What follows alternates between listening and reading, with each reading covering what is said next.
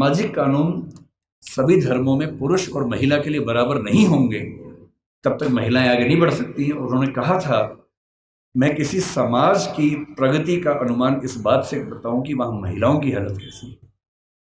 अगर महिलाएं पढ़ी लिखी नहीं है, वो घर के अंदर बंद है, तो समाज कैसे प्रगति करेगा। वो नेहरू जी से लड़ गए। जिस सरकार में वो कानून मंत्री थे, 1946 से 51 के बीच का जो दौर था, उन्होंने नेहरू जी से, जो प्रधानमंत्री थे, खूब झगड़ा किया कि यूनिफॉर्म सिविल कोड आप लेके आइए। उस समय नेहरू जी का मानना यह था कि 1951 के पहले आम चुनाव होने के बाद जनता से विश्वास लेने के बाद मैं लेके आऊंगा। और अंबेडकर साहब ने नाराज होकर इस मुद्दे पर देश के कानून मंत्री के पद से इस्तीफा दिया और एक भाषण दिया जिसमें कहा कि नेहरू जी ने अपने वायदे को निभाया नहीं है और महिलाओं की बराबरी के लिए जो प्रयास करना चाहिए वो प्रयास कर नहीं रहे। और फिर 1956 में उनकी मृत्यु होने से 1 साल पहले, 1.5 साल पहले, जो हिंदू कोड बिल था, Hindu code bill uniform civil code का एक बड़ा हिस्सा था जो हिंदू समाज के बारे में था, उसको 4 कानूनों के रूप में नेहरू जी ने पारित करवाया, जिसमें से एक हिंदू मैरिज एक्ट है, एक हिंदू सक्सेशन एक्ट है। और यदि आज हिंदू समाज की महिलाओं को वो सारे अधिकार मिल पाए हैं जो हिंदू पुरुषों को मिलते हैं, तो उसके पीछे जिम्मेदार सबसे बड़ा यदि कोई एक व्यक्ति है तो वो डॉक्टर अंबेडकर है। इसलिए भारत की महिलाओं को,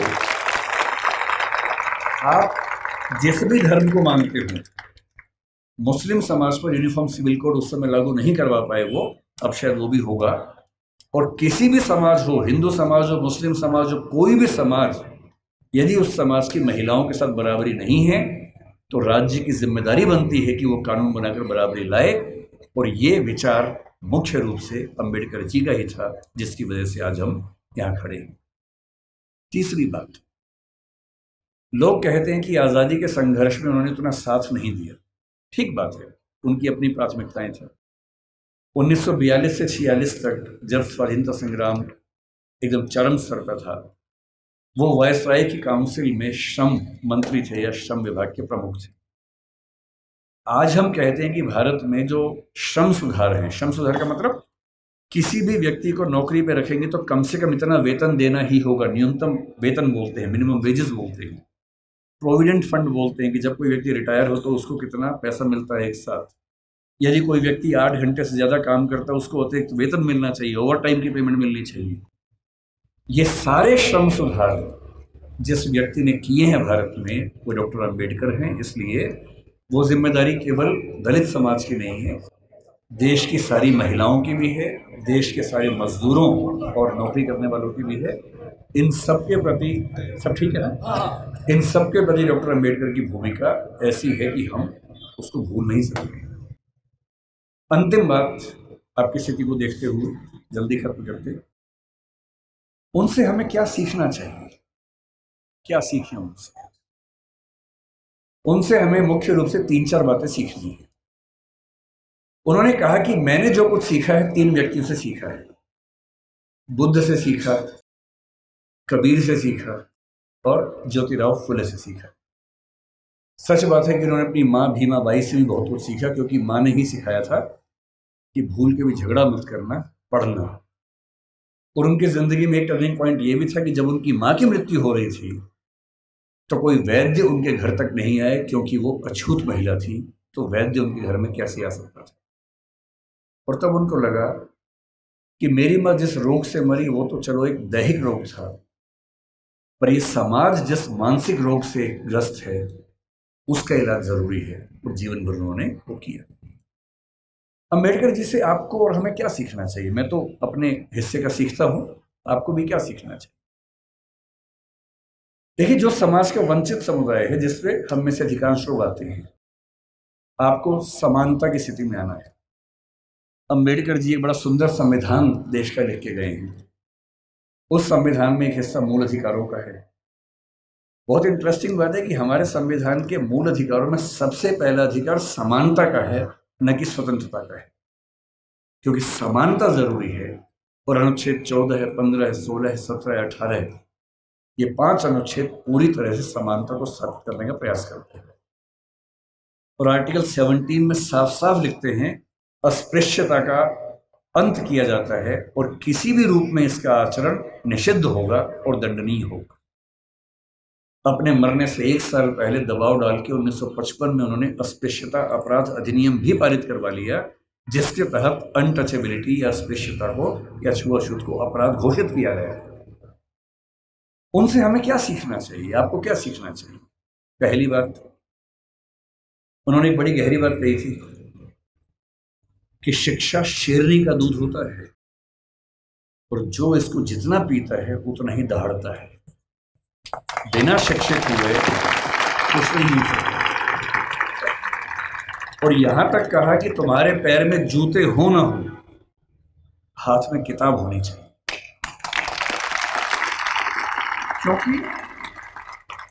क्योंकि एक जीवन में अगर आप चाहते हैं कई जीवन के बराबर जिंदगी जी के आगे बढ़ना, उसका एक ही रास्ता है, किताबें, पढ़ाई। इसके उदाहरण खुद डॉक्टर अंबेडकर हैं। आपके समाज के पास ना उतना पैसा है, ना उतनी जमीन है, ना उतनी संपत्ति है, ना उतना रसूख है, ना उतनी पॉलिटिकल ताकत है। जिन समुदायों, जिन परिवारों के पास ये सब नहीं होता, उनके पास आगे बढ़ना एक ही रास्ता बचता है, वो है शिक्षा, तालीम।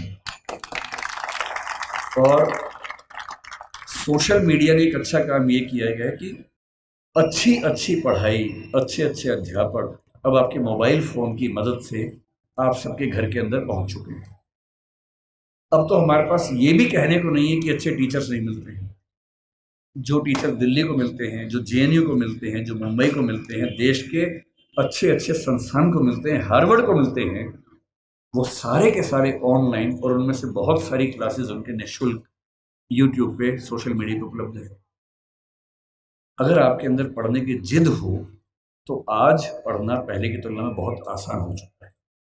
असली बात है कि आपके अंदर वो जिद है या नहीं। दूसरी बात, मैं आईएएस के लिए पढ़ाता हूँ। दृष्टि नाम की संस्था हमारी है और हमारे बहुत सारे बच्चे आईएएस बनते हैं, जिनमें से बहुत अच्छा अनुपात उन बच्चों का है जो SC ST कैटेगरी से, OBC कैटेगरी से होते हैं। मैंने एक चीज देखी है, आपसे विशेष रूप से निवेदन कर रहा हूं। बहुत सारे ऐसे बच्चे होते हैं जो समाज के पिछड़े समुदाय से आते हैं और उनको इस बात की बड़ी शर्मिंदगी होती है कि मैं पिछड़े समुदाय से हूं। उनको आरक्षण मिलता है, वो आईएएस बनते हैं, आईपीएस बनते हैं, और आईएएस आईपीएस बनने के बाद कोशिश करते हैं कि उनकी वो पहचान खत्म हो जाए कि वो पिछड़े समुदाय से हैं, और वो किसी उच्च समुदाय के व्यक्ति से शादी ब्याह करके अपने आप को वहां एक्सेप्ट करवा ले किसी तरह से। ऐसी उधेड़-बुन में लग जाते हैं। मैं आपसे एक बात का निवेदन करना चाह रहा हूं, जिस समाज से आप हैं उस समाज को लेकर शर्मिंदा कभी नहीं होना, एकदम नहीं होना। आप सिविल सेवक बनेंगे, नेता बनेंगे, पुलिस वाले बनेंगे, जज बनेंगे, जो भी बनेंगे, आपकी मुख्य जिम्मेदारी संविधान के प्रति है, अपने दायित्वों के प्रति है, एकदम ठीक बात है, उसमें कोई कोताही करनी भी नहीं चाहिए। पर ध्यान रखना है, आरक्षण के पीछे का मूल तर्क क्या है। आप सोच के देखिए कि इस देश में कुल नौकरियां अगर मैं मान लूं केंद्र में, तो 1 लाख के आसपास, जिनमें SC समाज की 15,000 के आसपास होंगी। SC समाज की कुल आबादी अगर हम देखें, इस समय 16% से ऊपर आबादी है। अगर 150 करोड़ दिमाग में रखने या 140 करोड़ रखे तो 23 करोड़ के आसपास आबादी दलित समाज की या SC समाज की भारत में।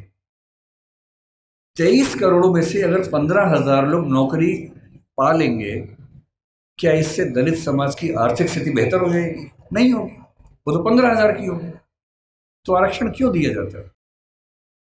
आरक्षण का उद्देश्य ये नहीं है कि लोग अमीर हो जाए, वो तो 15,000 होंगे। आरक्षण का उद्देश्य ये है कि जब पूरे एक गांव में एक दलित बच्चा या ST बच्चा या OBC बच्चा आईएएस बनता है या जज बनता है, उस गांव के हर व्यक्ति को कॉन्फिडेंस आ जाता है कि दिक्कत आएगी तो मेरा छोटा भाई मेरे साथ खड़ा हुआ है, और आपको वो छोटा भाई, छोटी बहन बनना है। जिस दिन आप सफल हो जीवन में, आपके समाज ने बहुत आहुति दी है आपकी सफलता में,